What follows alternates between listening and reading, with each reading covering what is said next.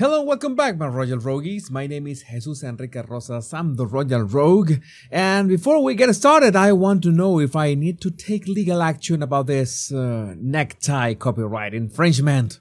I mean, it's obvious that Prince William has great taste, but was it necessary for him to copy my style? Seriously?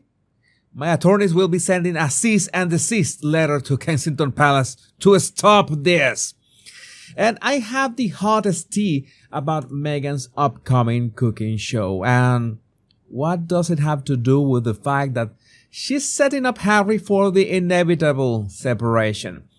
We already know that she wants to build a brand to be more independent from Harry. But the fact is that Harry is paying for that bill, as I'm about to explain. So Meghan has been planning this cooking show for quite a while.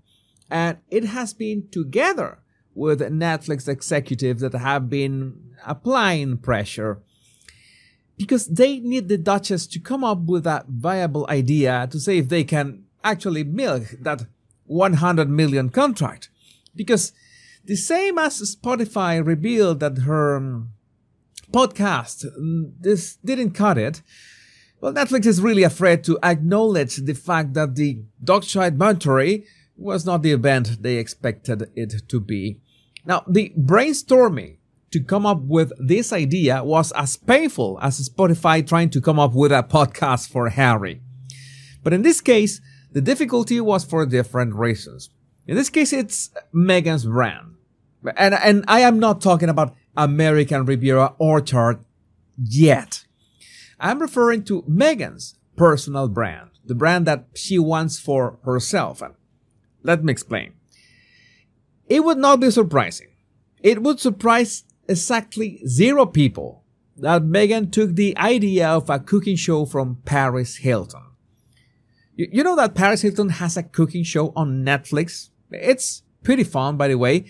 It has little to do with cooking, but it exploits something that Paris Hilton has been doing quite well since forever. Her silly brand. I mean, as in the dumb blonde brand. Because she realized that that's a way to get the fame, the money, and the power. By choosing a persona and being that persona, whatever she does. And it has worked quite well. And you can imagine that her guests are in the same frequency, right? But now, what is the problem with Meghan?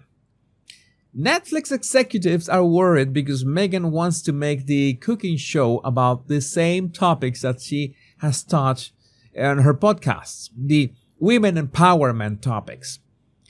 I am not saying that women empowerment is bad. It is great indeed.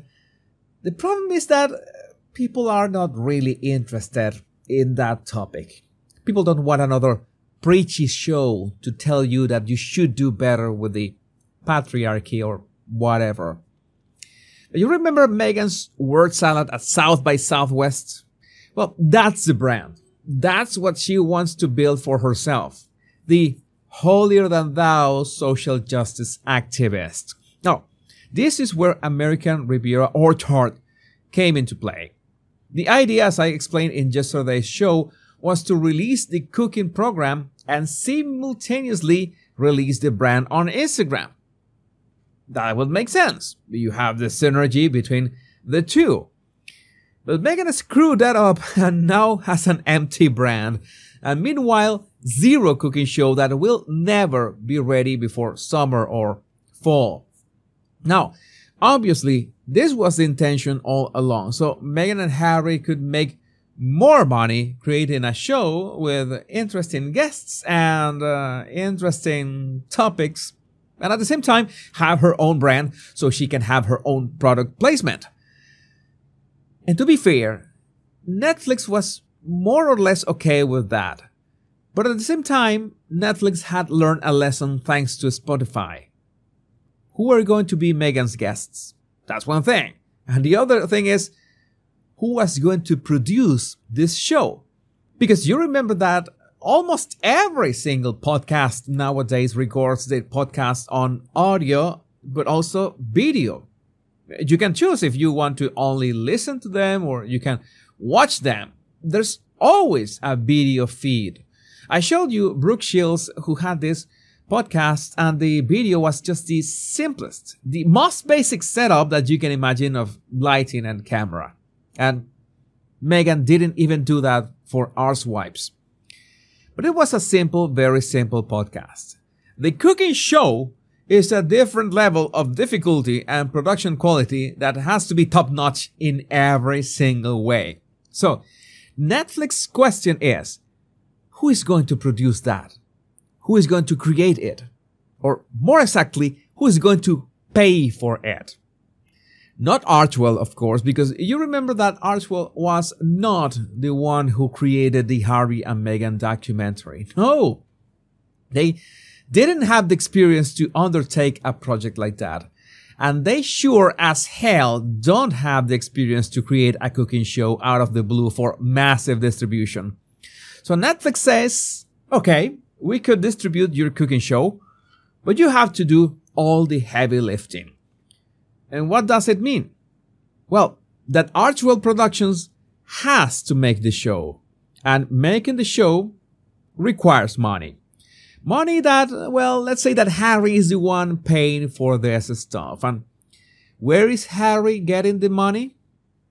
From his share of the Netflix contract. But this is not money that he's got in cash. No. The plan is to finance all this in terms of debt. Harry gets into debt using Netflix future payment as collateral. He advances the money to Meghan, and Meghan begins to craft her dream cooking show to launch her cooking brand or linen brand or not spread jam brand or whatever. But the darkest turn of events is that Meghan is doing all this for just one reason. She desperately needs to build a brand. And she has realized that the ties to the royal family have been severed, as you saw it with the fixes at the royal family website. Harry can no longer guarantee the international protected person status, which has been another cause of strain for the couple. And when you think about it, nobody's really interested in Harry. Harry has perhaps connections. Harry is still a prince. But that can only get you so far. The same question that I have asked many times. What do you bring to the table? So Meghan's plan is to develop an independent brand, which I already predicted 2 years ago, that they will eventually split their brands. Meghan is splitting and developing her own brand in the highly likely event that she separates from Harry.